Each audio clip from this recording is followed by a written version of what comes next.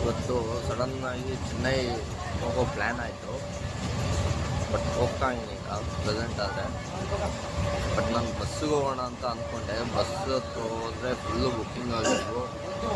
ಅದಕ್ಕೆ ಏನು ಮಾಡಿದೆ ನಾನು, ಫೈನಲಿ ಬೇರೆ ಆಪ್ಷನ್ಸ್ ಇದ್ದಿಲ್ಲ. ಅದಕ್ಕೆ ಏನು ಮಾಡಿದೆ ಅಂದರೆ ಮೆಜೆಸ್ಟಿಕ್ ಬಂದೆ.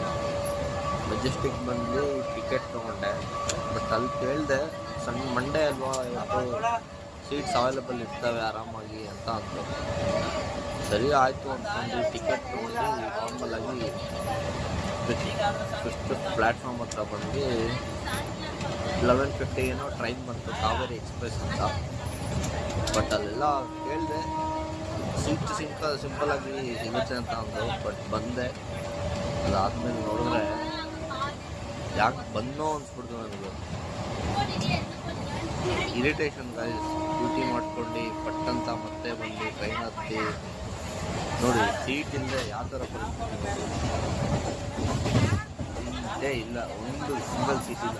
ಹೆಂಗೋ ನನಗೆ ಲಕ್ಕಿಯಾಗಿ ಇದೊಂದು ಸೀಟ್ ಸಿಕ್ತು ನೋಡಿ. ಆರಾಮಾಗಿ ಮೇಲೆ ಆರಾಮಾಗಿ ಸಿಕ್ಕಿದೆ. ಆರಾಮಾಗಿ ಮೇಲ್ಗಡೆ ಇದೆ. But irritation guys. ಯಾವತ್ತೂ ಟ್ರಾವೆಲ್ ಮಾಡ್ಬೇಕಾದ್ರೆ ಮಾತ್ರ ವಿತೌಟ್ ರಿಸರ್ವೇಷನ್ ಯೂಸೇ ಮಾಡೋದು. ಅದರಲ್ಲೂ ಎಸ್ಪೆಷಲಿ ಫ್ಯಾಮಿಲಿಯವ್ರು ಮಾತ್ರ ವಿತೌಟ್ ರಿಸರ್ವೇಷನ್ ಟ್ರಾವೆಲ್ಲೇ ಮಾಡಬೇಡಿ. ಮತ್ತು ಸೇಫ್ಟಿ ಇರಲ್ಲ. ಆಯಿತಾ, ಜನರಲ್ ಕೋಚಸಲ್ಲಿ ಇರಿಟೇಷನ್ ಸಿಕ್ಕಾಪಟ್ಟೆ ಇರ್ತದೆ. ಅದರಲ್ಲಿ ಚೆನ್ನೈ ಟ್ರೈನಲ್ಲ, ಬರೀ ಇವ್ರು ಲಾಂಗ್ ರೂಟ್ ಬಂದು ಅರ್ಧ ಆಗಲ್ಲ. ಹೆವಿ ಇರಿಟೇಷನ್ ನೋಡಿ ಯಾವ ಥರ ಇದೆ.